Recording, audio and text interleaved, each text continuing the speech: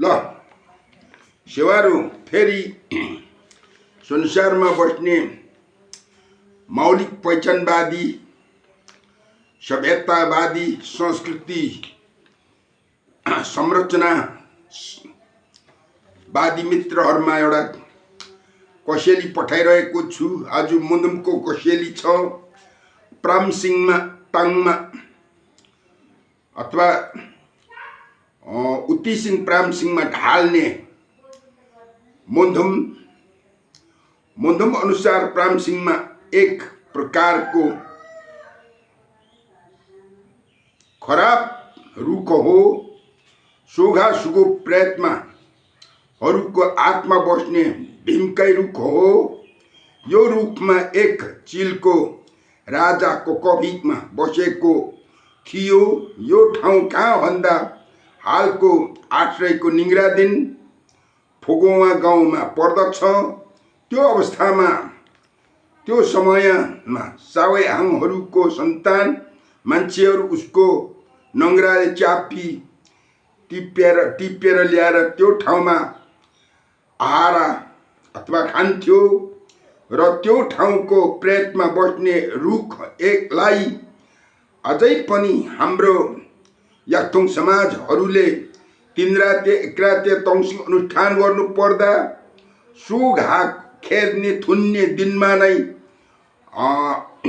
त्यो प्रेतमा बस्ने रुख प्रामसिङमालाई मुन्दुम अनुसार ढाल्ने व्यवहार गरिन्छ र यही यो कर्म गरिएन भने हाम्रो याङ गाउँ घरमा यो प्रेतमाको सिहेले जागेर आएर दुःख दिन्छ भन्ने जनविश्वास रहिआएको छ र तौसी अनुष्ठान 3 रातेमा सुगा खेद्दा कसैले अगाडि गर्नुहुन्छ तर पछाडि सुगा खेदेर थुनिसकेर आएर घरमा गर्ने विधिलाई प्रामसिङमा आमा सोममा भनिन्छ।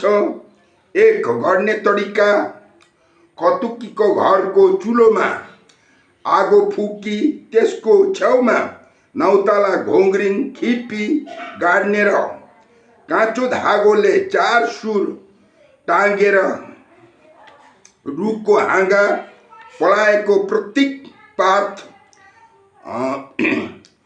पातहरू झाँक्रिसौली झुन्ड्याउनु पर्छ। यो नौताला घोङ्ग्रिङ खिपेको चाहिँ प्रामसिङमाको प्रतीक भनेर तपाईहरुले बुझ्ने।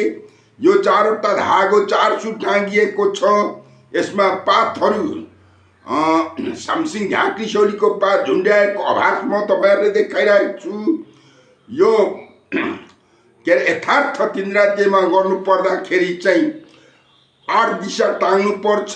कसैले 4 दिशा मात्रै टाङ्छ तर तपाईहरुले यो देखाउँदा 4 दिशा मात्रै टाँगेर पातहरू झुन्ड्याएको देखाइरहेको छु। र संस्कृति संरचना यसरी नै मुन्दुमसँग भौतिक संरचनाहरू बनाउँदै मुन्दुम अनुसारको भौतिक संरचनाहरू पनि गर्दै लैजाउँ भन्ने म सल्लाह हो। र त्यसकारणले र त्यो यसरी त्यो 3 रात अनुष्ठान अवस्थामा चुलामा यो कर्म गर्दाखेरि हात हतियारहरू सबै जम्मा गर्नुपर्ने छ। खुकुरी तरवार बन्चरो कोदालो झ्याम्पल काइती खुर्पा हँसिया धनुबाड लिसो यी कुराहरू सबै त्यहाँ तयार गर्नुपर्ने हुन्छ। र अब मुन्दुम संक्षिप्तमा पुरा चाहिँ नखोज्नु होला। उहिले सत्यको पालामा माथि थोसुलुङ भ्यामलुङमा हालको कुम्भकर्ण हिमालको चुचुरोमा एक चिलको राजा कोकभिकमा सामु मयाहाङ बसेको थियो रे। नाङ्गो फुतुङ्गो सो अवस्थामा तागरा निवाफु अथवा सरस्वती निसम्म अथवा लक्ष्मी देवीसँग भेट भयो अरे। अनि परिचय आदान प्रदान गर्नु भयो अरे त्यो चिलसँग। अनि तिमी के हो भन्दा म चिलको राजा। चिलको राजा त उड्नु पर्छ पखेटा हुनु पर्छ भनेर त्यो निवाफु तागरामाले भन्दाखेरि ओहो अब तपाईँ नै के अरे सृष्टिकर्ता भगवान आमा हुन्, तागडा निवा हुन्, मलाई पखेटा बनाइदिनु पर्यो नि भनेर बिन्ती राख्यो अरे चिलले। राख्दाखेरि लो भनेर माथि कैलाशको के अरे रुखपातहरूको पातहरू पखेटालाई टप्पल्यो, तर त्यो भएन अरे। अनि मुदक्कुम सेवा जङ्गमा अघि मान्छेको हारा बनाउने देवले बनाएको थियो, जस्तै अहिलेको धान मकै अब ती के अरे कोदोहरूको पात भनौँ न, तिनीहरू मात्र पखेटा रहनु स्थापित भयो अरे। अनि उड्ने शक्ति दागरानी उहाँ गुमाले दियो अथवा लेखभगले दियो र उड्ने शक्ति दियो अरे। अनि अनि उड्ने शक्ति दिएर उडेर पूर्व गयो, पश्चिम गयो, उत्तर गयो, दक्षिण गयो। जहीँ के अरे पहरा रुखमा बस्यो, रुख पहराले पनि थाम्नु सकेन अरे। त्यति हो के अरे शक्ति खोजे, कुनै पर्वत ढुङ्गा पहराहरूले थामेन। सृष्टि नै नौतन अवस्थामा रुखहरू जम्मा 4 किसिमको मात्रै थियो। पूर्वमा नाङ्गे सिंहमा, एचे सिंहमा, नाम्था सिंहमा, तकोक सिंहमा, उत्तरमा साङ्गे सिंहमा, दक्षिणमा होङ्गे सिंहमा, साप्ची गुलुम्बु सिंह भनेको नै यो परम सिंहमा हो। त्यो रुखहरूमा बस्दा त्यो सानो सानो पुड्के पुड्के मात्रै थियो होला त्यो रुखहरू। त्यसमा बस्दाखेरि सिकारीहरू, दोस्रो सिकारीहरू पनि जन्मिसकेको थियो अरे। दोस्रो सिकारीहरूको नाम, पहिला सिकारी त सबै पुङ्गेमा भइगयो। दोस्रो सिकारीहरूको नाम पुग्छ पुची चौङ्बा, साग्छ सजी चौङ्बा, योङला योङजी योङबा। माछा मार्नेको नाम योङजी योङबा, ठुलो जन्तु मार्नेहरूको नाम साग्छ सजी चौङ्बा, चोराचुरुङ्गी मार्ने चाहिँ पुजी चौङ्बा। त्यो दोस्रो सिकारीहरू पनि जन्मिसकेको थियो अरे। तिनीहरूको डरले त्यो चिल राजा बस्नु सकेन। अनि बस्ने ठाउँ खोज्दाखेरि तल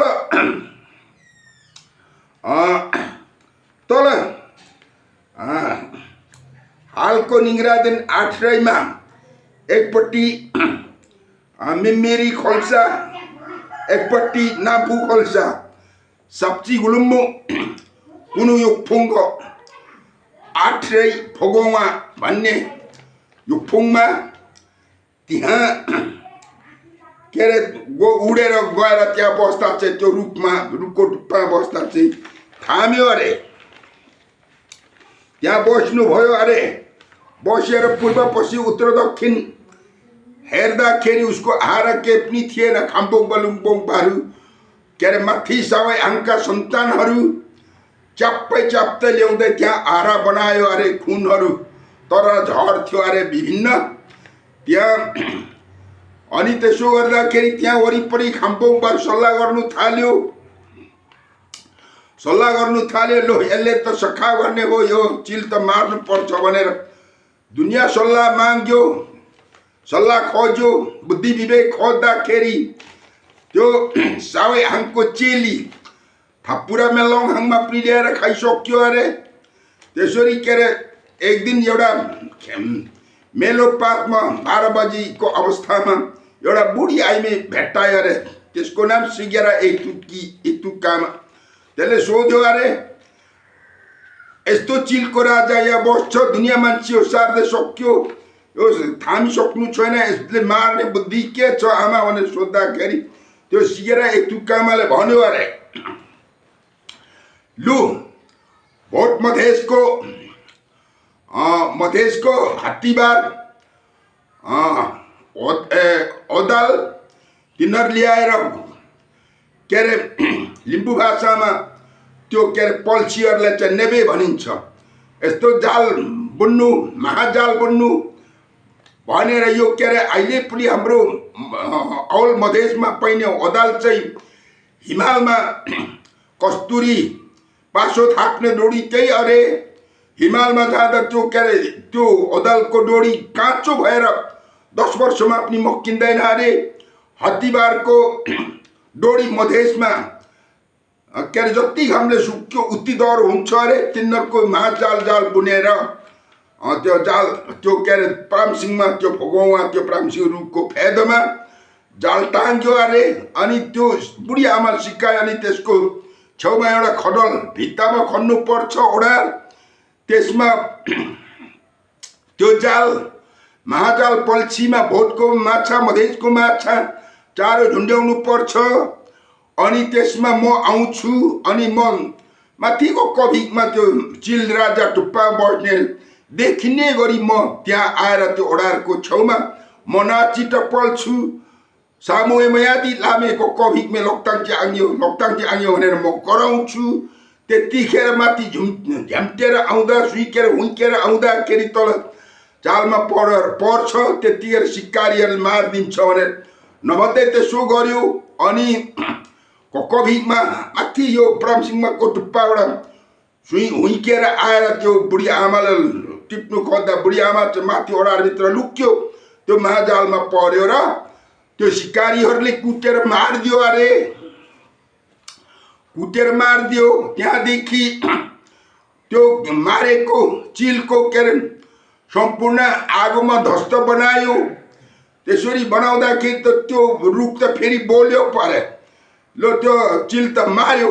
तर अब म भूत अनेत्र बन्छु तिमीहरूलाई अब म पिराउँछु भन्नु पो थाल्यो। त्यसो गर्दा यो रुख त बोल्नु पो थाल्यो। अब यो के गरौँ भन्दाखेरि अब यसले ढाल्ने भन्ने भयो। ढाल्दाखेरि माथि मिनु साप चौँदा बेतम्रो खोलामा जाने के अरे फलमको कर्म गर्नेहरू ल्याउँ सहयोगी भनेर उनीहरू ल्याएर के अरे ढाल्यो अरे। 8 टुक्रा यो के अरे यो 9 टुक्रा यो के अरे यो मुक्तो 9 तल खिपेको छु। यो चाहिँ एउटा के अरे रुख त्यो प्रामसिङमाको रुखको प्रतीक बनाएको हो र 8-9 अनि यो के अरे 4 सुर टाङ्गेको चाहिँ रुखको हाँगा बनाएको हो। अनि यो रुखको हाँगा पहिला तिमेङ्गे अरङ फेमा सिङुके मुदाम फेमा अरे याप्लिङ खोक्तुम्लो तोरी खोक्तुम्लो भनेर खौँ खौँ खौँ खौँ खौँ भनेर सबै यो हाँगार काट्यो अरे त्यो साथीहरूले। अनि त्यो फेदाङमा हेबा सम्बाहरूले सबै गुहारे। अब त्यो अवस्थामा अहिलेको के अरे त्यो भूत प्रेतहरूसँग लड्ने शक्ति त हेबा सम्बार मात्रै थियो।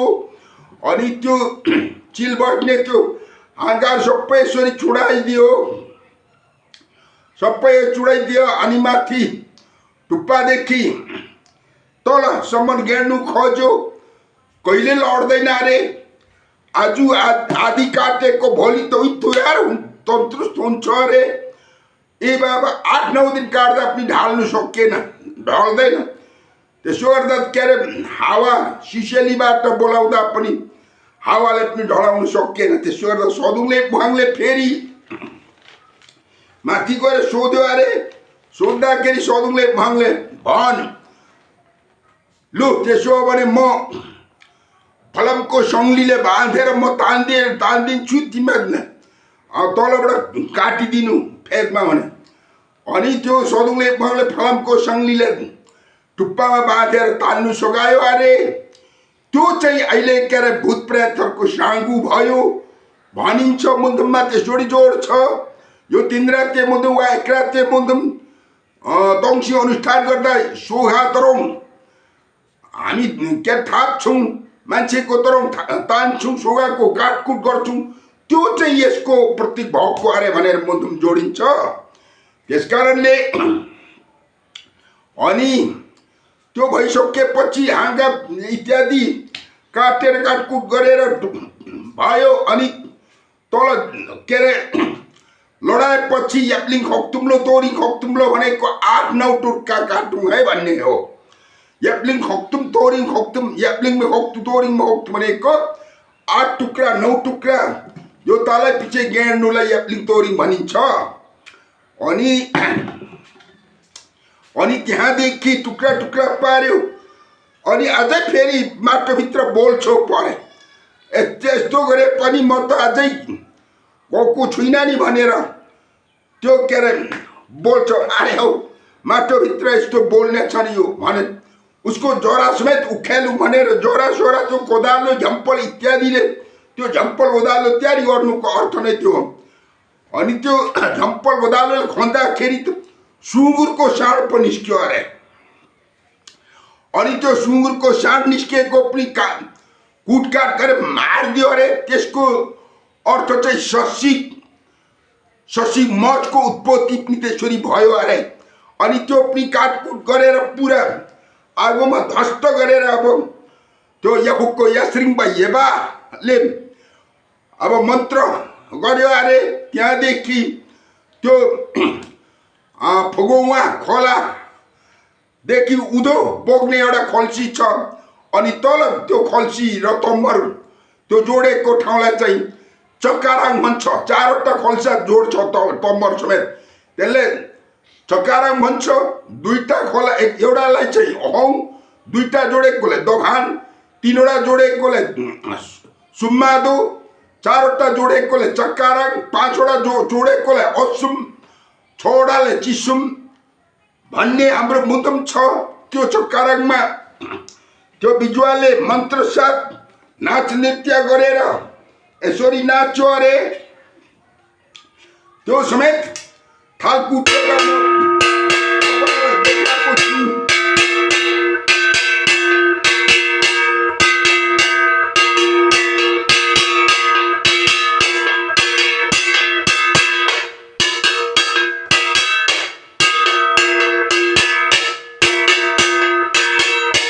यसरी त्यो याफुकको यास्रिङबाले नाच नृत्यबाट बन्द गर्यो र त्यसरी नै यो हामी दिन राति अनुष्ठान गर्दाखेरि यसरी नै हामी गर्नुपर्ने हुन्छ। अनि यसरी नै गर्नुपर्छ। अनि त्यस्तो प्रामसिंहमा ढाल्ने मुदम समाप्तपछि घर खतुकीको घर फर्केर आएर यो यसरी सम्पूर्ण तल त्यो चक्काराङमा येबाले मुदम नाच नृत्य समेत बन्द गर्यो मन्त्रतन्त्रले येबा सम्बाले। अनि फर्केर आएपछि घर खतुकीको घरमा वरिपरि अहिले व्यवहारमा गर्नुपर्दा घर खतुकीको घरमा वरिपरि नाच नृत्य गरेर खिल्ली ठोक्नु पर्ने हुन्छ। खतुकीको घरमा चार सुर घरको के अरे त्यो भूत प्रेत वायु पक्षी छेक थुन छेक गर्नुको लागि खिल्ली ठोक्नु पर्छ अहिले व्यवहारमा पनि। त्यसकारणले यो प्रामसिंहमा ताङमा यो